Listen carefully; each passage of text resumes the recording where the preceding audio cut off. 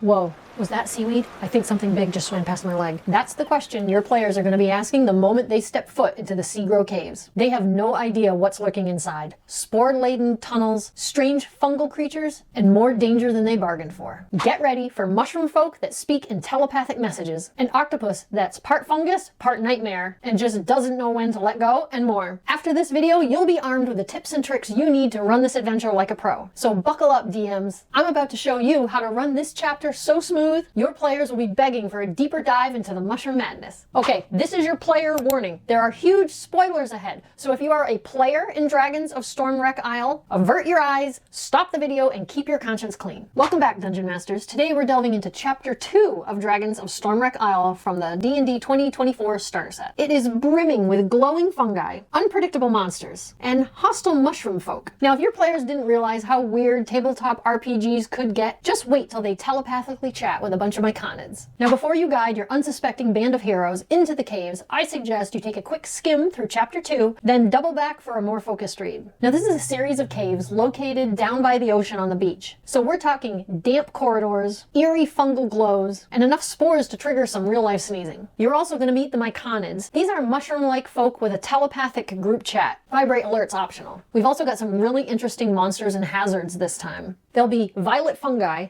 Sturges, fume drakes, a fire snake that knows how to heat things up, and a dead guardian octopus right at the entrance. Adventurers, if you're joining us for the first time, I'm Kristen and this is Kristen's Epic Adventures. If you enjoy things all tabletop role-playing games, including rules breakdowns, tips, tricks, unboxings, and reviews, you found the right place. You're going to want to make sure you subscribe and hit the notification bell so you don't miss any upcoming videos. So after running Chapter 1, your party is going to be deciding whether they're going to head to the caves or the shipwreck. We'll do the shipwreck video next. For now, we're going to focus on your party traveling to the cave. So the path from Dragon's Rest to these caves can be just a scenic stroll if you'd like, or it can be spiced up with a travel encounter like the Kobold Renegade's ambush that we mentioned in last week's video. Click up here if you need to catch up on that one. So the Kobold Renegade's ambush starts on page 14 of the adventure book. And it says it's designed for the first level characters, but if your characters have already been to the shipwreck first and leveled up, you can make adjustments so it's appropriate for second level as well. So what's going to happen here is you have 4 regular kobolds and 1 winged kobold that can fly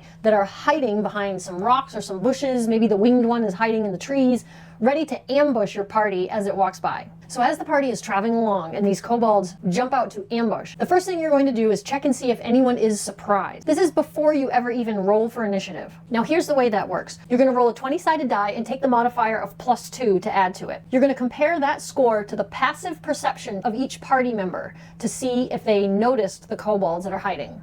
Here's a DM tip. I suggest you keep the passive perception of the party members written down behind your DM screen so you don't have to ask them what their passive perception is. This will surprise the players themselves when you let them know that some kobolds jumped out to ambush them. When you ask them what their passive perception is, you kind of clue them into something is going on. So you're going to compare the roll that you got with the modifier to each player's passive perception. Now this may mean all the party members are surprised, none of them are surprised, or maybe some are and some aren't. The next step for combat was to determine where everybody's positioned, and then you can all go ahead and roll for initiative. And you're going to find the rules for surprise in the starter set rulebook on page 10. These rules let you know that any creature who fails to notice a threat at the start of combat is surprised. So as you go through initiative order, those characters that are surprised on their turn can't take actions or move, but they do get their reaction back as soon as their turn is over, not at the start of a new round. This is because once their turn actually goes by, they're no longer surprised. So it's best to think of this not as really a surprise round, but more like the condition of being surprised that wears off once their turn goes by. Now let's go over the stat blocks for the kobolds and we'll go over some tips for running them.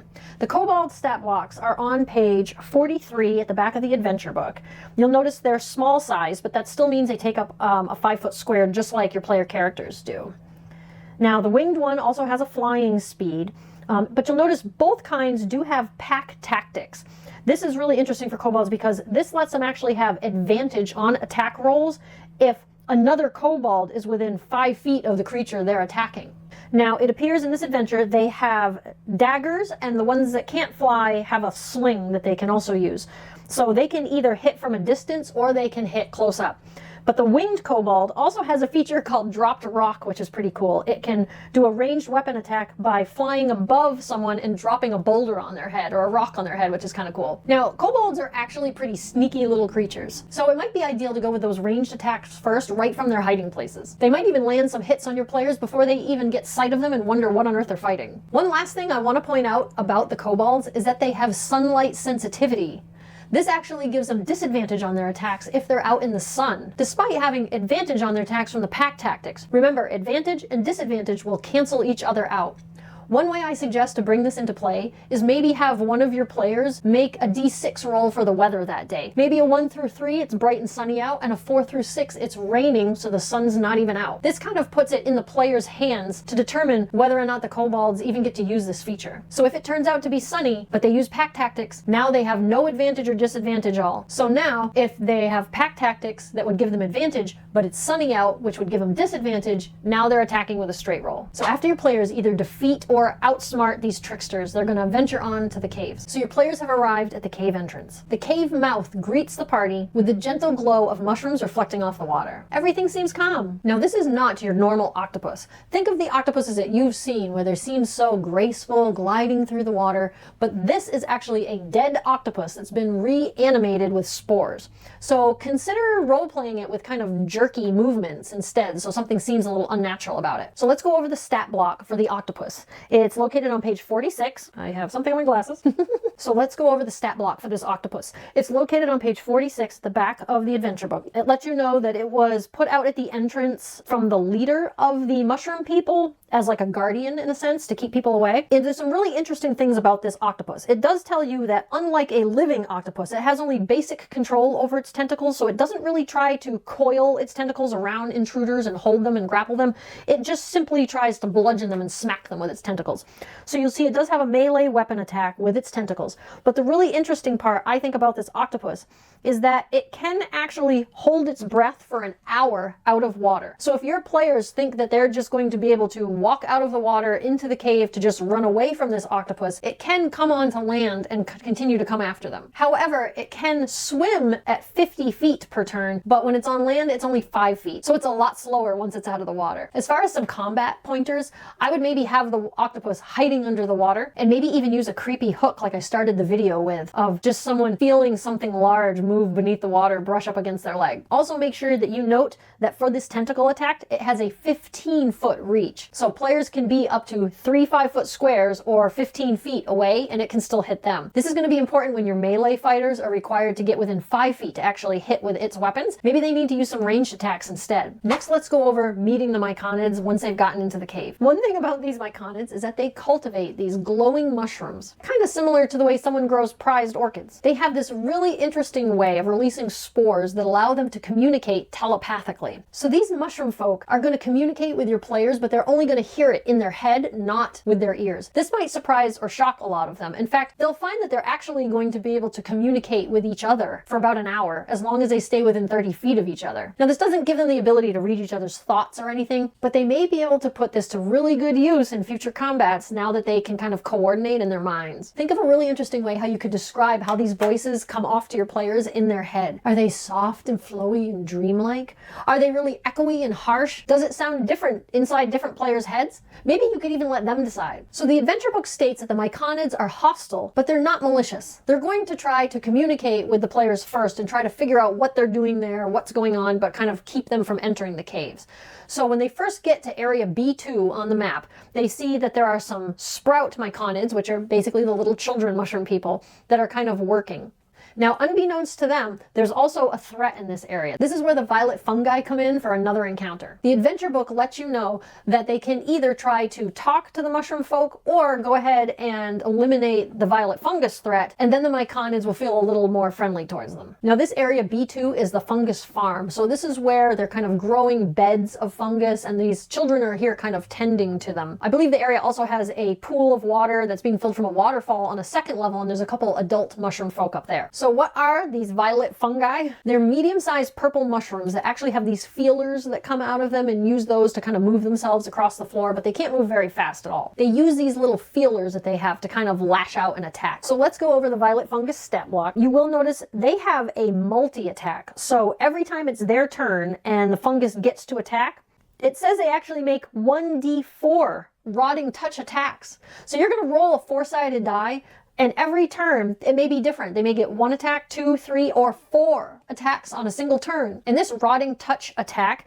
actually has a 10-foot reach, so they don't have to be right next to who they're attacking. And it does necrotic damage. So these are some great ways to role play, because as these tendrils kind of reach out and attack the players, it's going to do a type of damage that can be really horrifying. Maybe their skin starts to turn gray and rot, or their armor starts to rust in that spot. Now you're going to have some more opportunities to try to ambush your players here with their ability called false appearance. This means that they actually blend in perfect with other fungus and that they're very hard to spot. So I suggest, rather than having them all attack at once, maybe have the first one attack, and if the players try to move away from them, maybe they move closer to another one that then also attack. Now they're going to be fighting 3 of these unless they're already level 2, then they'll be fighting 5. So once they get the gist that there's more than one of them here, they could make a perception check or an investigation check to try to search and see if they actually can spot more of them so they know what they're up against. At the end of this combat, you'll notice in the book it mentions that the adult fungus will actually offer to accompany the party through the rest of the caves if they've helped fight off this fungus and,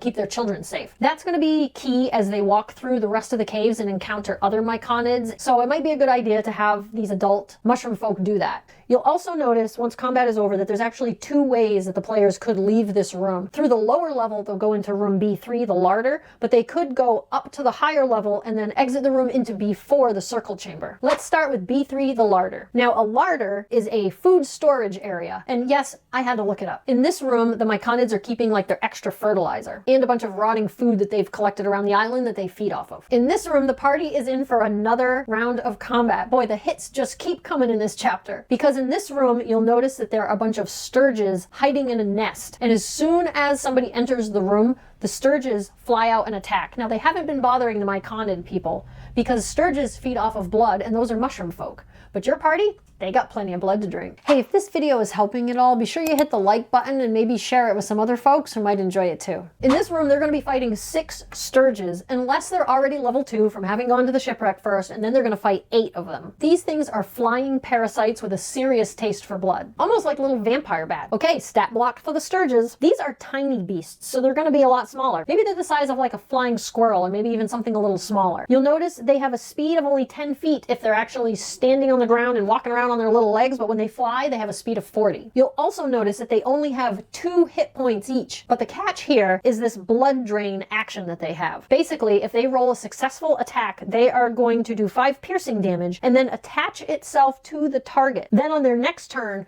they don't even have to attack again. They just automatically drain 5 more hit points. With 6 of these things and them being so small, I think it could be really terrifying if you have all of them, or if not half of them, all go after a single player. Or maybe 3 after one and 3 after another. Remember, these things like to fight in swarms. It also says that after it's drained about 10 hit points, it normally will use half its movement to detach and go after somebody else. Now, you don't have to have them do that. It's just a suggestion. It also states that the creature that it's attached to can spend its action to remove it. This gets really interesting because as that character's turn comes by, they're not going to get a chance to actually attack any of these creatures if they need to pull one off of them. Or maybe they have multiple attached and it's going to take multiple turns. Basically, you're getting the players to spend their action trying to remove these creatures from draining your blood automatically so that they can be attacked and killed. Don't forget to add some extra immersion. What does it sound like when these little creatures fly around? They don't really have wings, but maybe they make like little screeching sounds or something. Make it terrifying. Maybe the characters even hear the noise before they even enter the room. When they're passing from room 2 to room 3, they kind of hear a little screeching noise of them, but then it goes silent and they're not quite sure where it came from. Keep that suspense high.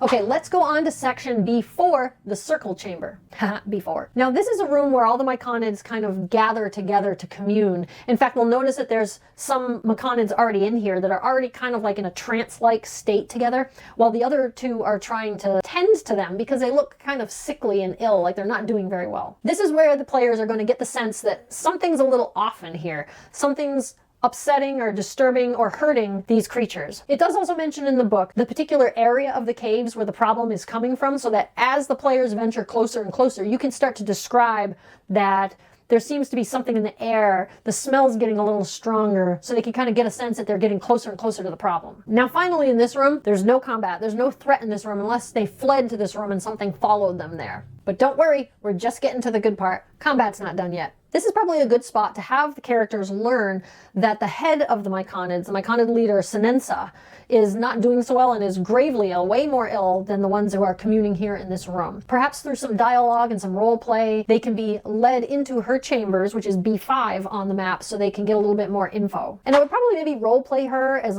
maybe calm and wise and preferring solitude for meditation and research, but that she really cares about her myconid community that she watches over. If players are accompanied by some other myconids into her chamber, roleplay her as polite but cautious. This is where you're going to tease some more information to the party about what's really going on in our last room, B6. That's where all hell breaks loose. Perhaps she mentions the strange smells and sounds that are coming from that room. Maybe that she ventured into that room like she normally does for different reasons and saw scorch marks. And just give them a little bit of a tip as to something maybe fire related is going on in there. Okay, here we are at B6, the big finale of this chapter. This is the crystal cave, and there's a few things going on in here. We've got a fissure in the wall where usually toxic fumes vent right out, but it seems to be blocked by something. So that's why the fumes are backing up into the cave system and cause their leader to fall ill to begin with. There's also a lot of purple crystals all over the walls in here, which can give you a really good opportunity to describe almost like a purple disco ball, maybe refracting the light all over the place. So an overview of what's going to go on in here, we've got 2 fume drakes that are hidden in the smoky fumes that are backing up in this room, ready to attack the players as soon as they walk in.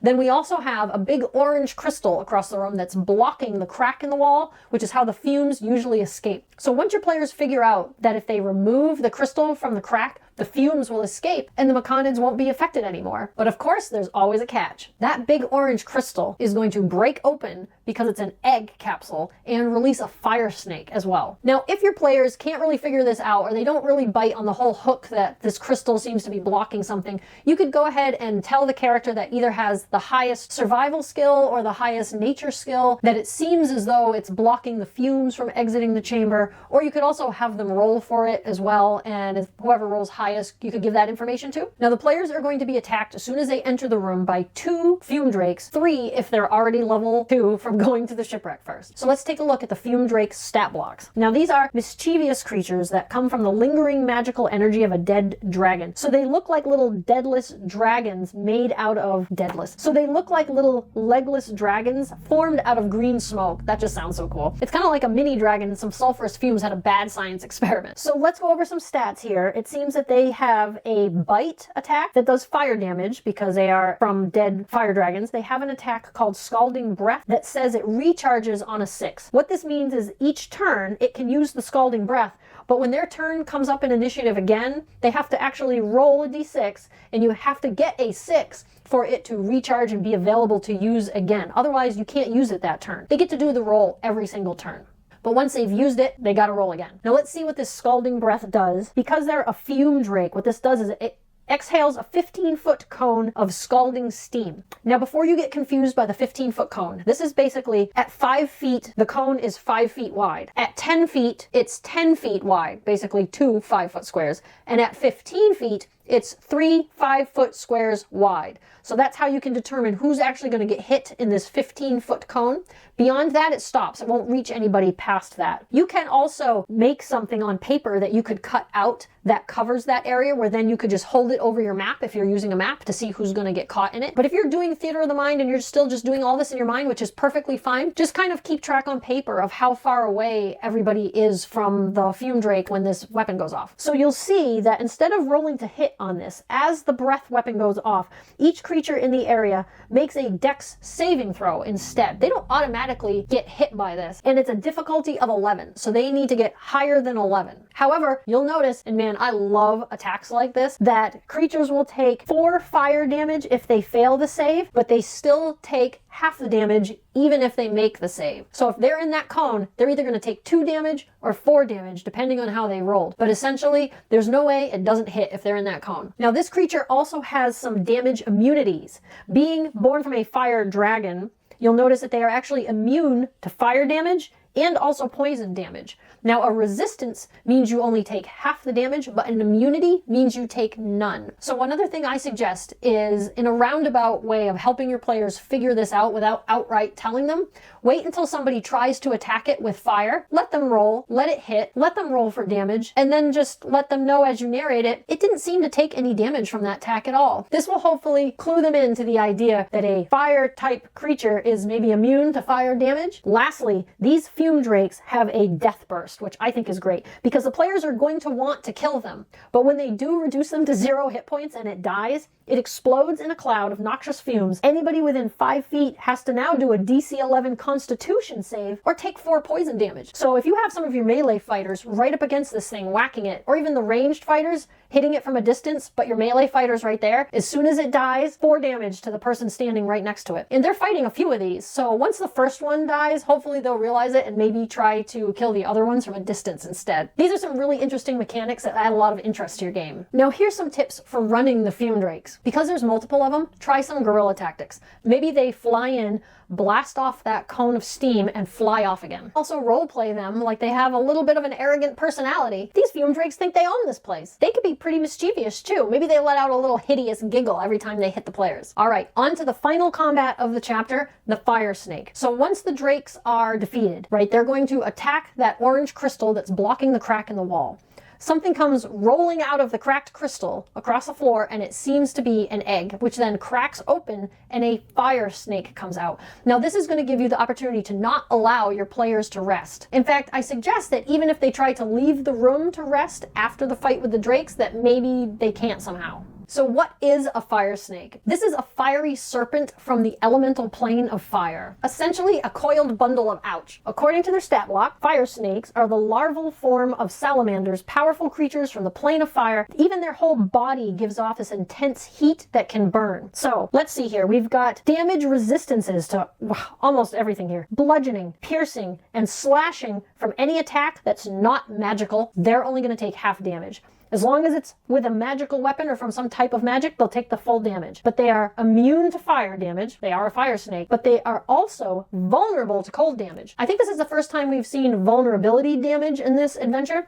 So if something is immune and it takes no damage, if it's vulnerable, that's right, you got it. It takes double. If anybody manages to figure out that hitting this fire snake with cold damage is actually going to do double, amazing. And looking through the character sheets, don't forget that the wizard has the Ray of Frost cantrip. So what else does this fire snake have? Let's see. It has a heated body, so that a creature that touches it or hits it with a melee attack within 5 feet is going to take 3 fire damage. So they don't even have to touch it. They could be right next to it, 5 feet, do a melee attack and hit, and they're going to take that fire damage. There's some interesting ways you could roleplay that too. Perhaps the heat travels down their metal weapon and back into their hand that's wrapped around the hilt. They also have a multi-attack feature.